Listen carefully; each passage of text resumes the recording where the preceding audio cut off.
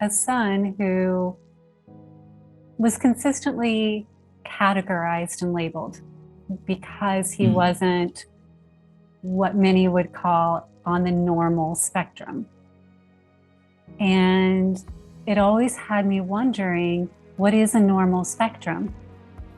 And why do we as adults desire to categorize young people instead of allowing them to bring what they bring to the table, whatever that is?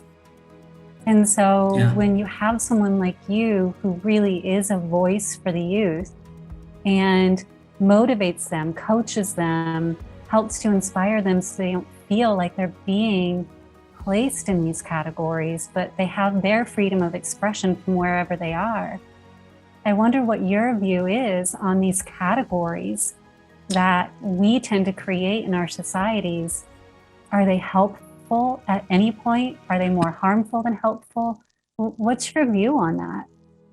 Before I take a stance, I think it's important to open up the idea of labels and categories for just a moment, right? So,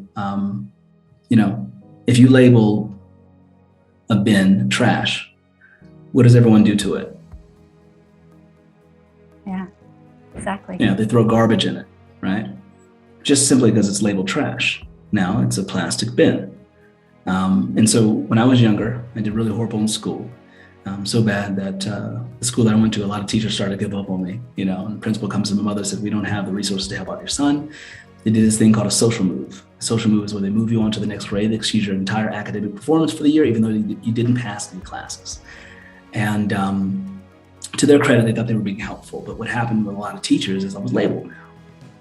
This kid is not smart. He's disruptive. He's a class clown. And so just like that bin, right, I was labeled garbage of sorts.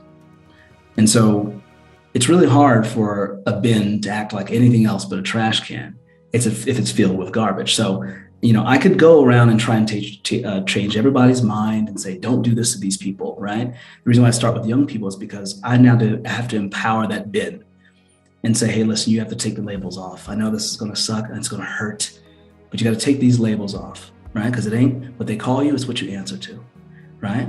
And so it's not about you growing up and going on to do better things. It's not a matter of time. It's always a matter of mind. And so if I can start there and say, listen, categories and labels were made up by a person, by people, right? Then you can make up your own, right? And then you can say, this is not a place for garbage. Don't throw your garbage here, right?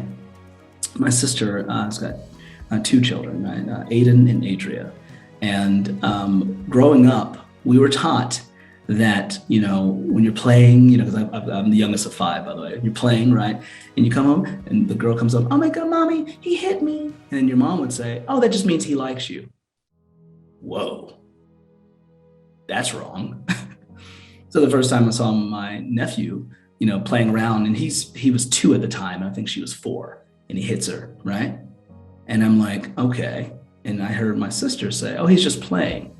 And look, I don't have any kids. I'm not trying to come for my sister when I say this, but I did know it was a very important moment to say, wait a minute, that's not what this means. Because now, if she understands that they're just playing or the boy likes her, she can grow up and she can accept later on abuse. So if I can start here and say, hey, listen, dude, when someone tries to throw garbage at you, trash at you, you change your label and you say, this is not, this ain't happening. Then later on, when there is when there's a pay gap, right? If there's someone treating you less than what you're worth, or if you're in any abusive relationship, you know how to take that label off. And so that's why I start there. So that's why it's important to kind of understand categories and labels before I take a full stance on it. They're just made up, just like borders, just like our names, just like anything else. They're just made up. And knowing that, you can change that, right?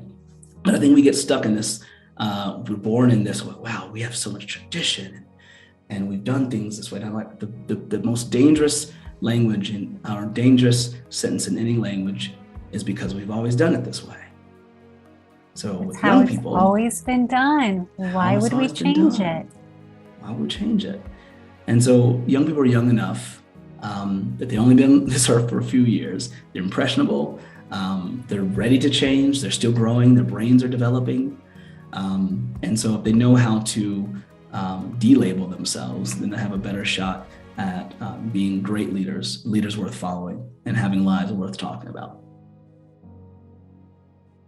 Thank you for sharing that perspective, because I feel very similarly, especially watching how labels can crush someone's spirits if they take them on. And so they do need people in their lives who empower them to say, I'm not the label that you give me. I'm whatever I choose to be.